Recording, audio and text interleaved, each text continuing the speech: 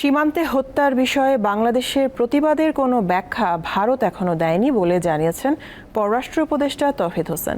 বিকালে এক ব্রিফিংয়ে এই কথা জানান তিনি। সীমান্তে হত্যা ঢাকা দিল্লি সম্পর্কে বড় বাধা বলেও মনে করেন পররাষ্ট্র উপদেষ্টা। সপ্তাহের ব্যবধানে ভারতীয় সীমান্তরক্ষী বাহিনী বিএসএফ এর গুলিতে বাংলাদেশি কিশোরী স্বর্ণা দাস সহ মারা গেছে অন্তত 2 জন। বাংলাদেশ ভারত সীমান্তের এই প্রাণহানি নিষ্ঠুরতা বলে উল্লেখ করেছেন অন্তর্বর্তী সরকারের প্রধান উপদেষ্টা ডক্টর মোহাম্মদ ইউনূস। এমন পরিস্থিতিতে মঙ্গলবার পররাষ্ট্র মন্ত্রণালয়ে তলব করা হয় ভারতীয় হাইকমিশনারকে। পরে পররাষ্ট্র উপদেষ্টা জানান, ভারত এমন হত্যা থেকে বেরিয়ে না এলে দ্বিপাক্ষিক সম্পর্কে নেতিবাচক প্রভাব পড়বে। বাংলাদেশ ভারত সম্পর্কের ক্ষেত্রে একটা অত্যন্ত নেতিবাচক ভূমিকা রাখতেছে। এটা দুই দেশের স্বার্থেই উচিত এটা থেকে বেরিয়ে আসা। এটা ভারতের কোনো উপকার করছে এরকম কাউকে আমি বলতে শুনি না।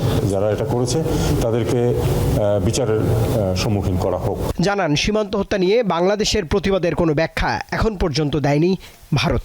আমরা প্রতিবাদের ভাষা অনেক শক্ত করেছি, আপনারা খেয়াল করেছেন কিনা আমি জানি না।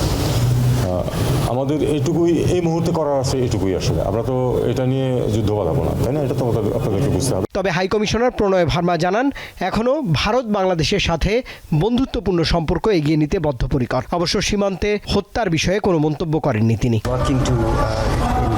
বাংলাদেশ ভারত দুই দেশই নিরাপত্তা ও উন্নয়নে একসঙ্গে কাজ করতে চায়। তাই দুই দেশের সম্পর্ক বজায় রেখে সামনে আরও কাজ করতে আগ্রহী আমার দেশ।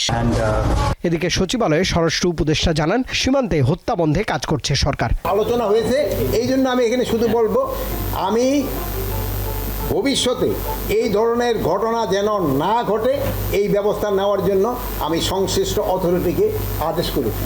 জানান, এবছর দেশব্যাপী দুর্গাপূজায় মণ্ডপের সংখ্যা হবে 32,000-এর মতো। এই জন্য আমি এখানে শুধু বলবো। রুবায়েত হাসান, দীপ্ত সংবাদ, ঢাকা।